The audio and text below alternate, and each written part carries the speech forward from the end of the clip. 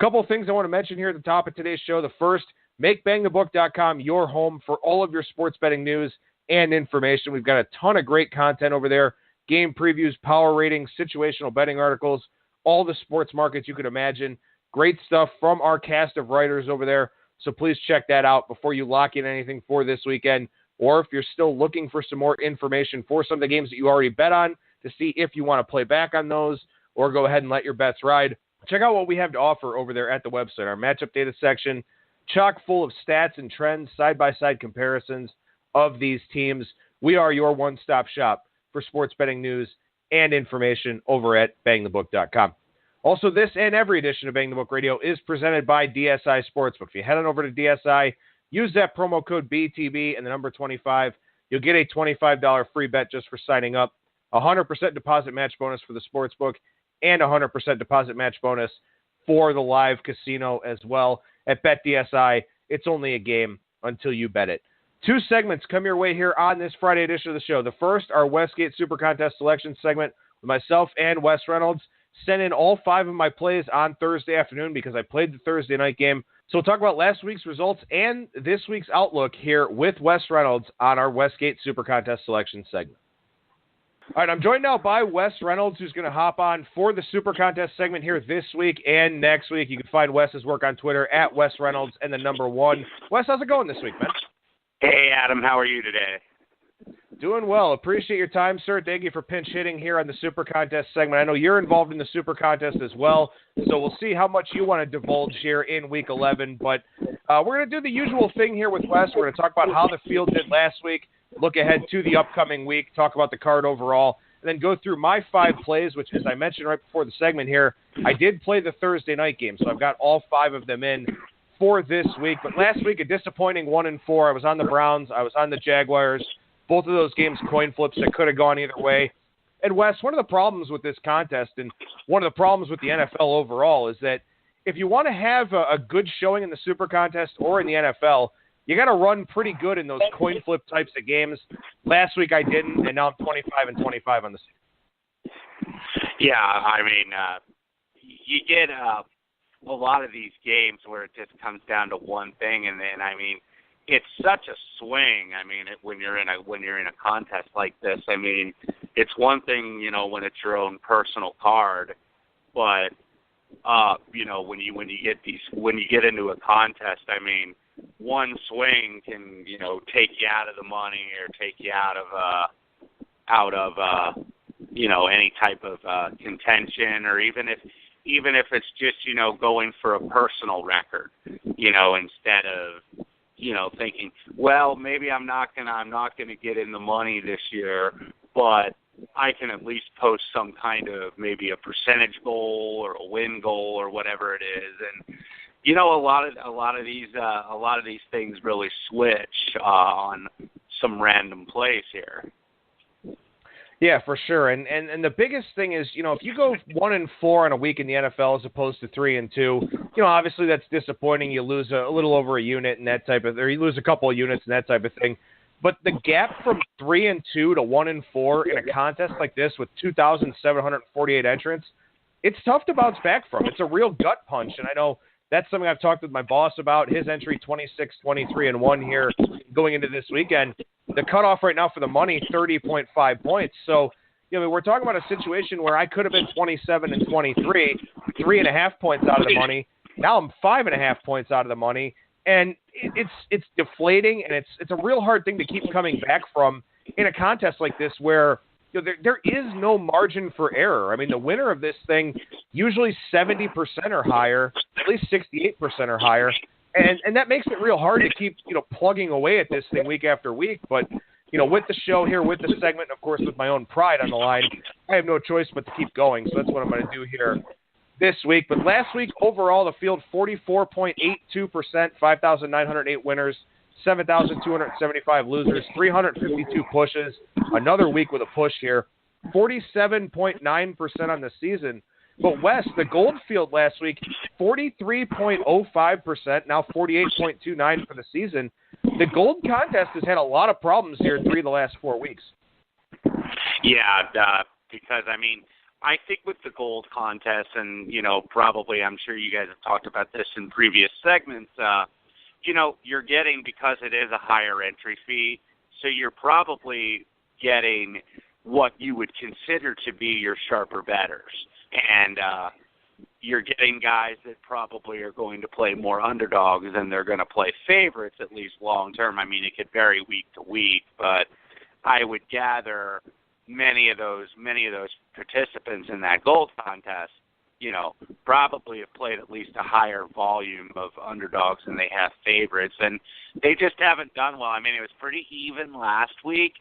It wasn't like it was the couple weeks before where the favorites were on a pretty good run, and a lot of your, I guess, more public sides were on a better run. I mean, I think it was a pretty even split last week. But when you get that, and when you get that run where you get a lot of favorites winning, I mean, you'll get some random results, and you'll get some guys that maybe, I mean, because we don't know who all the entrants are, so it could be. I mean, it could be anybody. I mean, it's almost like with this contest, it's almost like the World Series of Poker now, where it's, I mean, you don't get necessarily a name professional if you've followed the poker over the years. I mean, so you're not going to get some big star or whatever win these contests or win those tournaments. It's going to be somebody, even if you really follow the circuit closely, that you might not have ever heard of. So, I mean, that's just what you see, I think, in these contests now because of the popularity of them. Well, if you look overall here this season in the traditional Super Contest, the top 5 consensus, just 19-31. In the Super Contest Gold, the top 5 consensus, 20-29-1. So, been a bad year for the really popular picks, and that explains why we're at less than 48% in the traditional Super Contest and just 48.3% in the Gold. One other thing that we've been tracking here on this Super Contest segment is the difference between traditional and Gold consensus sides. The Gold side now 28, 21, and 2 on the season, so that's holding steady here into Week 11. So as I mentioned, I played the Thursday night game here this week, so I'll tell everybody I played the Tennessee Titans, and by the time you hear this segment, you'll know the outcome, so we'll know if I picked up a winner or not there. Just felt like Tennessee was in a good spot. Defense is playing well. The Dick LeBeau angle against the Pittsburgh Steelers. Ben Roethlisberger did a lot of complaining about playing the Thursday night game.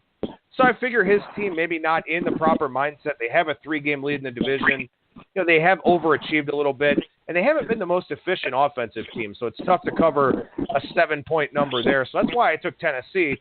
But, Wes, you and I were talking before we started recording here. You were interested in playing the Thursday game as well in the Super Contest. Didn't do it, and obviously the big challenge of playing the Thursday night game is that you have to have all 5 of your picks ready to go. Yeah, I mean, that's kind of one of the unfortunate facts a little bit of the format. And we were talking, I mean, I actually did bet this game personally, bet Tennessee, but didn't get the contest picks in time. And I mean, because it's one of those, kind of necessary evils, I guess, because, I mean, if you're doing this by proxy, which most people are that are out of state, where you're not in town, where it's like, you can't just switch them because that's going to give your proxies, I think, so much more work to have to go put in one play and then have to go back and put in the rest of the plays and have to do all these changes in cards. So, I mean, it's just the way it kind of has to be, I guess. I mean, you wish that it were a little bit different where you could make a switch, because sometimes you might find something where you change your mind. You play something early in the week. I'm sure people would have loved to have gotten out of when you had the Colts and the Texans a couple weeks ago when the Colts were getting 13 and then all of a sudden Deshaun Watson's ruled out. I mean, I'm sure you had people play the Texans. They were like, well, I don't really like the Texans as much anymore, but, you can't switch, unfortunately, when an injury comes out or there's a dramatic change in a weather forecast. So, that's why you always see, I think, such low participation in the Thursday night game, even if you have two really big name teams. Well, and one of the things we were also talking about before we started recording, and this is something I talked about with Brad Powers on the Thursday edition of Bang the Book Radio, is that the injury reports this year have just been absolutely brutal, both college football and the NFL. We've had a lot of late-breaking college news right before games. But, I mean, in the NFL, we know this. It's part of the gamesmanship angle that coaches go through in the lead-up to these games. But it seems like everybody's been questionable at some point this year. There's a lot of guys on IR as well, especially a lot of really impact players. So that makes it hard to lock in that card on Thursday night, and you really have to like that Thursday night game or really hate the Sunday night card to lock everything in, and that's a big issue in a contest like this with the stale lines where if you play something on Thursday, somebody gets hurt on Friday, you may wind up either on a really bad number with a side or not be able to take advantage of that side. So it's a very calculated risk, but one I was willing to take this week. Yeah, I mean, it's not like, I think, kind of the running joke is how Tom Brady would always be, questionable or something on the Patriots injury report, which, I mean, it's like, he's going to play unless it's something really bad where they, some guys may do that, or maybe that's Bill Belichick's way of kind of messing with people, to just go ahead and put him questionable when he's going to play. If a guy didn't practice one day, but that the player's going to play. And, I mean, because you've had so many injuries to quarterbacks, and we've talked about this in some of our Wednesday segments about, the offensive line play in this league has really gone down. I mean, when you have some of the national commentators, I know Bill Polian on ESPN was one of the first guys to point this out a couple of years ago, dubbing it an epidemic in terms of the bad offensive line play because of whatever reason, whether the guys aren't hitting as much or they can't do, they're limited on practice. They're doing a lot of no contact because they got to keep guys healthy. I mean, it's kind of part of the collective bargaining agreement. And then also, these kids that come in out of these spread offense systems where, they're blocking a lot of three-step drops and whatnot, and that's a lot different than blocking some of the NFL offensive schemes and blocking for spread offense, where the point of the college game is just get the ball to the guy in space and have him make the play and run as many plays as you can in a shortest amount of time. So, I think that's one of the things you're seeing, and that's why there's so much uncertainty with some of these teams in the quarterback position. Well, and that's part of the reason why I played Tennessee as well. I mean, I like the Titans side, and again, we'll already know the outcome, so hopefully I don't sound like a moron here. And when you look ahead to Sunday, you got Mitch Trubisky, you got Ryan Fitzpatrick, Jay Cutler, Joe Flacco's a mess, Brett Hundley, Blaine Gabbert, Tom Savage. You got Blake Bortles and Deshaun Kaiser, and I do have a play on that game, so I probably shouldn't mention those guys. But if Phillip Rivers can't go, you've got Kellen Clemens, you've got Nathan Peterman, Brock Osweiler, Andy Dalton. I mean, you've got a lot of bums that are going to be starting this week. And when I look at Sunday's card and then on into Monday as well, which I think Monday is virtually a toss-up game between the Seahawks and Falcons, I have a hard time putting confidence in a lot of those guys that are on the Sunday cards. So that's why I made that decision here. It's not just liking the Titans in a contest like this. It's that you have to look at the context of Sunday and say to yourself, do I want to take a shot with Marcus Mariota and that Titans running game against the Steelers on a short week? Or do I want to play one of these either journeymen or guys that, just haven't played much because they're young? I think I made a calculated risk that hopefully, will pay off for me. Yeah, I believe that you did. I mean, I did, of course, mention earlier that I bet the Titans, and for a lot of the same reasons that you mentioned in terms of this is Dick LeBeau, the longtime defensive coordinator for the Steelers, coming back, so they're going to want to have a good performance. I think Mariota has seemingly got a little bit more comfortable. He's not maybe doing as much running as he usually would, but with his injury, he's played the last few weeks, and you would like to think he's getting more comfortable. I mean, you saw that with Monday night with Cam Newton, where he just didn't look right with his shoulder the first few weeks of the season, and then all of a sudden Monday night, that might have had a lot to do with the Dolphins' performance, but he looked a lot better. He looked like more of the Cam Newton of old, and maybe seeing the Mariota of old if he can get out in space and maybe make a few plays in the running game, and the Steelers with a couple starters likely out in the secondary. So, I agree with your logic here on this play. All right, well, we'll move to Sunday here and run down the 4 games that I do like on the Sunday card that I did submit for my Bang the Book podcast entry. Like I said, 25-25 on the season as we head here into Week 11. I'm taking number 16, the Cleveland Browns, this week. They're plus 7.5. I know I spent all of last weekend bitching about the Browns, which, being a Clevelander, is something I've done every Sunday for pretty much the last, 18 years since they came back. But in this spot here, I think there's a lot of value on Cleveland, because if you look at the weather forecast for this game, wind chills in the mid-20s, 15 to 25 mile per hour sustained winds, gusts up to 30, snow flurries expected. I don't think Jacksonville is going to have a whole lot of interest in coming out here and covering this big number. When you think about the Jaguars, I mean, this is a team that was favored on the road, maybe once or twice over the last decade, and they've already been favored on the road a few times this year. Now they're favored by more than a touchdown on the road. I know the Browns are bad, but the Browns can run the football. Jacksonville's defense is great, but it's suspect against the run. And since both teams can't really pass in this game, given the weather forecast that we're seeing, low total, high spread, Browns have a good rush defense. They had some issues last week against Detroit, but overall they've got a pretty good run defense. Hugh Jackson's figured out how to get this team to run the football properly. And also, that Jacksonville defense has a lot of sacks. It is called the Sacksonville defense for a reason. But when you look up and down the list of quarterbacks that they've played, not a whole lot of mobile guys. Deshaun Kaiser's not the most mobile quarterback, but I think he can do enough to limit the big losses here for the Browns. I just think the Browns are a great play here this week in a game that should be low scoring, where they're catching 7.5. Yeah, this is one of the options I'm also looking at for my 5.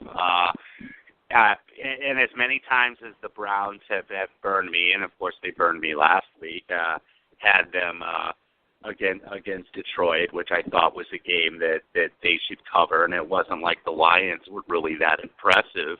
They caught him sleepy, got out to a 10-0 lead. Still didn't even cover the first half because they gave up the 10-0 lead, and they had the field goal in their back pocket. And for some reason, Deshaun Kaiser, I don't know if it was him or if it was Hugh Jackson, where he checked down to the run on 2nd and 2, and they had no timeouts. I think there was 14 seconds left, and of course they get stuffed running it right up the middle, and then by the time it takes everybody to unpile and get set, they're not going to get a playoff or be able to spike the ball to send the field goal team on. So, I mean, it was just like typical Browns, and that probably ruined their momentum for the rest of the game. And they ended up losing by 14, even though they had a chance at a backdoor late, when you had that Kaiser interception on a fade route in the end zone in the final minute. But it's so hard to take the Browns, and I've taken them several times in the contest this year, and it hasn't paid off very often for me. I think I've won two times on them in this contest. But that a lot of the entries aren't going to take the Browns.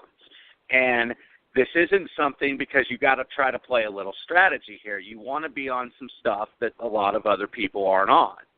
And I don't anticipate a ton of people being on the Browns this week. I think, not saying there's going to be a ton of people on the Jaguars laying over a touchdown on the road, but I don't think the Browns are going to be one of the consensus sides or one of the popular sides. So, it's good if you're trying to make a move up to the standings. I mean, you can't play all the sides that necessarily you think the guys ahead of you are going to play. So, I may end up this may end up being one of my 5, but I can't disagree with you here on this one. And it's really brutal because, a lot of us that have followed the NFL for a long time, and Wes, I know you have, and you probably share these same sentiments. generally speaking, the way to win in the NFL is to play the bad teams. It's to play against those perception biases. It's to take those teams that nobody wants to take. Nobody wants to take the Cleveland Browns. Nobody wants to go see the Cleveland Browns. Tickets on Vivid Seats right now start at $5 for Sunday's game. But, they've burned people here this year. And they burned people last week. They burned me last week at the Lions. But that's the difference. I'm willing to come back on them. I don't think a whole lot of people are. So like you said, I'm getting a side that there's line value on Cleveland. There was a lot more line value at 9 than there is at 7.5. Not that we're crossing through any key numbers or anything like that, but with extra points and, the Browns finding ways to Browns things up, my luck, they'll find a way to lose by 8 here in this game. But still, this is one of the things that you have to do in the NFL. Even though it hasn't worked this year, even though the better teams have covered more often than not, you still have to look to take those teams where there's line value. And to me, the Browns have it this week, and hopefully they don't find a way to screw it up. Right. I think, even though Jacksonville's 6-3, they are still in the AFC South, and as a Colts fan, I know that that's the worst division in the NFL almost year in and year out. Are the Jags really ready to lay this kind of number on the road? Keep in mind, they were only like a couple point favorite at Indianapolis. Now, they did blow the Colts out, but, all of a sudden the perception has really changed over the last few weeks, and now they're laying over a touchdown to a team that took the Colts, which Cleveland did, to the very end of the game. Even though the Colts had a lead, they came back on them, and the Colts kind of had to hang on for dear life in that game. So, the perception is definitely high on the Jaguars, and that's, I think, in these short-term fluctuations, I think that's what you want to go against. I think that's an excellent point, something I didn't factor in. I'm glad you brought that up. They were a 3-point favorite against Indianapolis October 22nd, and then coming out of the bye, they were only favored by 6 at home against Cincinnati. Now, that was a low total of 38, but this total is going to be very low as well, especially because I think we'll get some underbackers once this forecast comes to fruition. But, yeah, you're at the point now where Jacksonville is just priced about as high as they're going to be priced, and they're going to be a road favorite probably next week against Arizona as well. So, I think at that point, the sell sign is on for Jacksonville. Whether or not it comes through or not, I think that you're on the right track there with what you mentioned about how, perception of this team just has grown by leaps and bounds here of late. Let's talk about a team where perception has not grown at all. In fact, perception has gone down. That's number 21 in the SuperContest rotation order, the Denver Broncos. They're going to make my card here this week as a 2.5-point favorite. It's terrifying. It really is, and that's kind of the point of my card, I guess, here overall, is taking teams that are kind of dangerous and scary to back. But for the Broncos here, I think they're in a really good spot. They catch a Cincinnati defense that has been on the road been on the field for over 40 minutes each of the last 2 weeks. Third road game in a row for Cincinnati. Now they go play in the altitude. For Denver, their second straight week at home after playing 3 straight road games. One of the things that we talk about in the NBA and in the NHL is you look to fade that team coming home off of a long road trip. Well, for the Broncos, playing 3 straight away from home, then you come back home, get readjusted to the altitude, readjust with your families, all that type of thing. Oh, and by the way, you got to play the New England Patriots, who, they probably knew deep down in their heart of hearts, they probably didn't have much of a chance to win that game. So maybe Denver punted that one a little bit, but I think they can get back on track here in this one. The physical running game should continue to wear down this Bengals defense that has been out there a ton, as I mentioned already, over the last 2 games. And also for Denver, a lot of people are talking about this defense, and deservedly so. This defense has been bad. But the last 5 weeks, Eli Manning, Phillip Rivers, Alex Smith, Carson Wentz, Tom Brady. All top half of the league quarterbacks, 3 in the top 10 with Smith, Wentz, and Brady. This week it's Andy Dalton. I think the Broncos should be in good shape here in this spot. They could very well burn me, but I think the buy sign is on for Denver this week. Well, and you look at and see if you could correlate something with the total, and you've seen the total go down a couple points. Even with Denver giving up a 50-burger in Philly and then 40 to the Patriots last week, even though it wasn't a true 40. You had special teams touchdowns and you had short field touchdowns off special teams mistakes. Right away, I had bet Denver, and right away when they get the stop on the first drive, it's like, okay, good start, nothing bad has happened, and then all of a sudden they fumble the punt inside their own red zone, And, Patriots are a good team, a good enough team where they're going to take advantage of that. And it's like you knew you were done. And, I looked at that, and I didn't think Brock Osweiler really played that bad last week. I thought he was okay. I think he's the better quarterback of what they have. I'm going to be interested now to see, though, how long they're going to stick with him, because Paxton Lynch is now probable. He's been injured.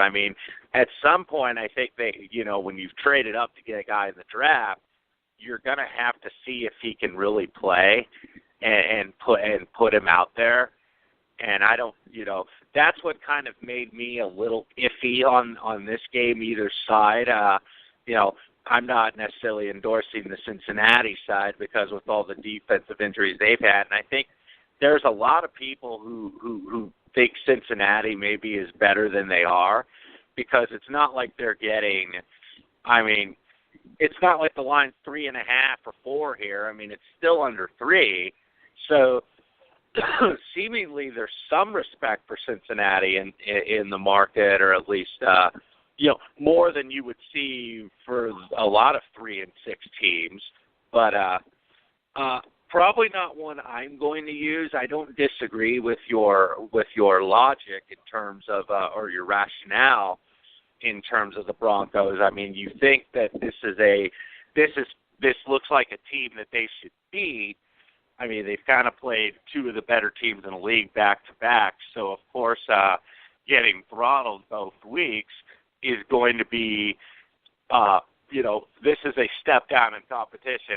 Like horse racing, when you're in a stakes race and then all of a sudden you win, and then you drop in an allowance race for a tag, is the terminology in horse racing. And Denver playing Cincinnati seems like, okay, drop in for a tag and, against lesser competition and see what you can do. But this isn't one I don't think I'm going to use this week. All right, fair enough. We'll move on from that game here, and we'll go to number 24 on the Super Contest rotation order. That is the Oakland Raiders. They're plus 6.5. Neutral site game here in Mexico City. And we touched on this one a little bit on Tuesday's edition of the show. And again, for those that may have missed it, Mexico City is at about 7,300 feet above sea level. So it's even higher than the city of Denver. Now, New England played in Denver last week, stuck around in Denver to train in high altitude. They've been practicing in Colorado in order to get ready for this game in Mexico City. But Oakland played in Mexico City last year against the Houston Texans. And I've had success this year with these international games. I think I'm 3-0 in the London games. I didn't play the last one. I probably should have. But I think there's something to be said about having familiarity with the place that you're going. The Raiders have been there. They know their way around. They're not going to be caught off guard by anything that's going on. For New England, yeah, they're practicing the altitude, and I think that's something that, obviously does really help. But they're going on a week and a half away from home. You're not sleeping in your own bed. You kind of sleep in the Denver area and then move on to wherever they're practicing here. I think someone mentioned on the show yesterday that they're practicing in Colorado Springs. So I just feel like Oakland is the fresher team. They're off a bye here. And like I said, I really like the fact that they played in this Mexico City game last year. I think that gives them a little bit of a comfort edge going down to Mexico. Yeah, and I think you might be getting a little bit of value now. I believe this line opened 5.5.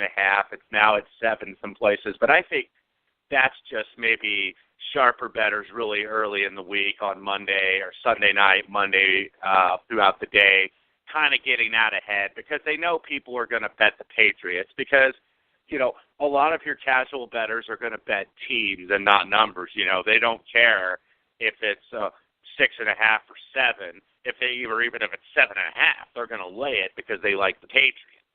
And one of the things I think you notice with some of these lines, I'm going to use a couple games on the card as an example. You're afraid sometimes to take a team where it's like, oh man, they're only getting 2.5 instead of 3. But sometimes you got to take hold of the fact that, this is the Westgate crew putting out these lines, and I know those guys that run the book there, and they're one of the few books in Las Vegas that I think are really willing to put their opinion sometimes in these lines. And, it's not a formulaic thing. They're not a satellite book where, if you bet something at Planet Hollywood, it's going to move at every other Caesars book in Caesars Harrah's Entertainment book in Las Vegas. So, I mean, they're really putting in more of their opinion in the line. I mean, like you look at an example with the Lions and the Bears. Lions have pretty much been 3 everywhere, and they still are, but yet in this contest it's 2.5. So maybe that's almost like, and I don't use the term trap. I don't necessarily believe in that term, but that might dissuade a lot of the bettors from getting on the Bears at 2.5. But it's like, why is this 2.5 in the contest when you know it's 3 everywhere? So sometimes that's a tell sign where you got to say, okay, yeah, I'm not getting the best number, but I'm still willing to take, at least in the contest. Maybe you wouldn't be willing to take 2.5 on a personal bet, but you would take 3. And I think same thing here with the Raiders. With the Patriots laying under a touchdown, I would expect that the Patriots, I don't know if they'll be top 5 consensus because you have enough people in Las Vegas that I think that are in this contest that would take the Raiders since they're kind of the hometown team now, or they're soon to be in a couple years. But I kind of like the Raiders side as well, and I did take them under the season wins because I thought the hype was a little too much, so I thought they were going to regress a little bit from the playoff team, but I still don't think they're a bad team. They got off to a tough start. They lost Carr for a couple weeks, but, you know, that win over Kansas City on Thursday night I think may have changed a little bit of momentum for the teams, and this is a team that I think is going to win more than they lose here late in the season. I mean, I still think under 9.5 wins season total is probably going to be good, but you know, they have played in Mexico City in not only the regular season last year against Houston, but they played there in preseason against the Cowboys a couple times over the last few years as well. So, you know, they're going to be a little bit more used to this environment. I think it's going to be a little bit more of a pro-Raider crowd because they've been there, so they're kind of like Mexico's NFL team. In a way, them and the Cowboys, I think, really are probably the 2 most popular down there. So, I mean, I think it'll be a little bit better of a crowd. I think they'll be comfortable. I don't think that they'll treat it like a true road game. And I think, you know, even though New England didn't go back to Foxborough and stayed out in Denver and Colorado Springs and practice, it's still another road trip. And when you've been on the road a little bit of a long time, you have the potential to get road weary. So this is probably a side that I'm going to use for one of my 5. So I'm with you on the Raiders. And of course, the Patriots here, worst defense in the league from a yards per play standpoint, 6.5 yards per play allowed, 3rd worst in adjusted net yards per pass attempt. Of course, the Raiders are the worst in that category, so that is a concern there. But coming off the bye, had a chance to get healthier, particularly on that offensive line. And also one other scheduling angle here for this game, and then we'll move on from it. For New England, they play at home next week against Miami. That is their only home game until Christmas Eve.